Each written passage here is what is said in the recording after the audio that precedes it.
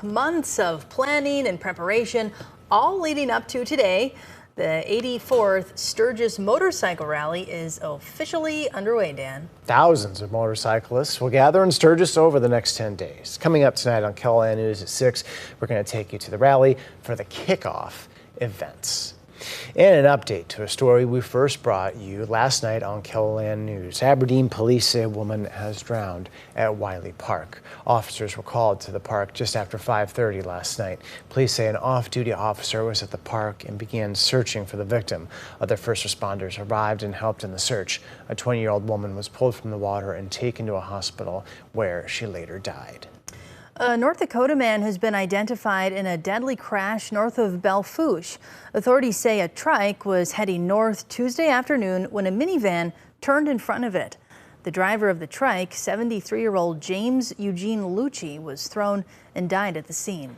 Sioux Falls police have stepped up their efforts to crack down on drivers speeding in the city. Today, traffic officers caught one driver going twice the posted speed limit at 106 miles per hour in a 50-mile-per-hour zone. According to a social media post from police, the driver was ticketed for speeding and drag racing, totaling more than $500 in fines. More hot weather today, Dan. Hot and humid. Oh, are you surviving? I think I'll get by. I really don't mind it, but I say that with the benefit of, having AC. Yeah, it's getting rough, Jay. Well, it is still summertime, and we're going to have a typical summertime type weekend for the first weekend of August. Temperatures are going to be above average, especially tomorrow. Sioux Falls right now, enjoy your evening. We have sunshine out there. Temperatures just hit 92 degrees and just a 6-mile-an-hour wind. There is like a new wind out there, and that's the case across KELOLAND. In Aberdeen right now, blue sky there, 91 with a gentle northeast breeze. Out toward Pierre, a few puffy cumulus clouds. Those will mainly dissipate later tonight. There is an east breeze at 14 miles an hour along with 100 degrees. And in Rapid City, the western part of South Dakota, it is warm, it is sunny. There's a look at Main Street in Deadwood. A few folks out enjoying that. And of course, everything gotten underway in Sturgis. There's a lot of traffic, the highway into and out of Sturgis as our visitors enjoy the Black Hills. Here you see the temperatures. Everybody is above normal for this time of year. Sioux Falls, we're already 7 degrees above normal. And again, it's going to be plenty warm for the start of your weekend.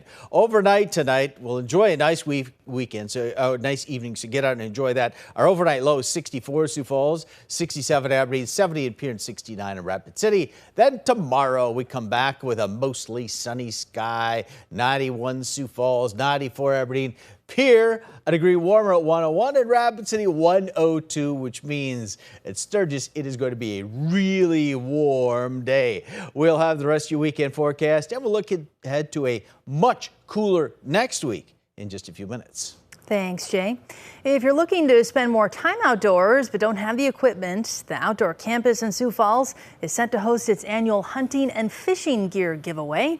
The event is Saturday, August 10th at the Outdoor Campus and will feature a list of free items ranging from clothing to cross-country skis and, of course, hunting and fishing gear. The hunting and fishing gear giveaway is August 10th from 10 a.m. to noon. We'll tell you how you can help tonight on KELOLAND News at 10. In just under 3 weeks, hundreds of thousands will gather for the Great Minnesota Get-Together. Yesterday, the Minnesota State Fair released what's new this year. Kirsten Mitchell with our CBS affiliate Minneapolis takes a look. I'm standing under the historic streetcar arch, which will celebrate 90 years here at the fair this year. Also celebrating 90 years is the DNR building and park. And while a lot of old favorites are back, there's still plenty of new things to look forward to. One of those has already arrived on merch at the fairgrounds. The new Minnesota State Fair featured design showcases the State Fair flower, the canna lily. Some of our canna lily bulbs have been here for over 100 years on the fairground. We take them in every winter and keep care of them, and they keep coming back year after year. This year, 2 new rides will come to the mighty Midway. Fairgoers can learn more about our furry friends at the interactive exhibit Cats and Dogs: The Exhibition. And while the State Fair ended its personalized bench program, this year they're offering fair fans a new opportunity, a welcome wall where people can purchase personalized engraved tiles.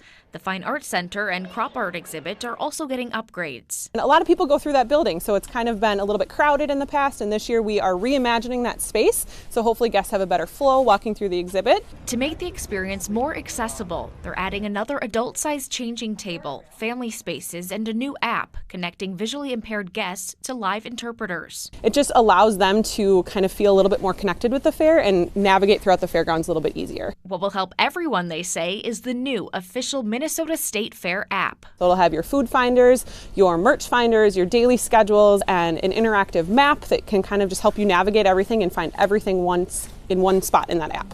A one-stop shop to the Great Minnesota Get-Together. At the fairgrounds, Kirsten Mitchell, WCCO News. The fair will have nearly 40 new vendors this year selling all sorts of goods. First day of the Minnesota State Fair is August 22nd. It goes through Labor Day, which is September 2nd. The 73rd Miss USA pageant is set to air on the CW starting tomorrow night at 7 Central Time. Ahead of that pageant, though, was the Miss Teen USA last night, which also aired on the CW. Miss Mississippi teen Addie Carver took home the crown. To learn about the South Dakota delegates in both the Miss USA and Miss Teen USA pageants, just visit KELOLAND.com. Coming up after the break, additional hardware for America's medal count at the Olympics. We're going to have the latest for you from Paris. A little later, the stakes for one fantasy football league in North Dakota. You're watching First at 4 on KELOLAND.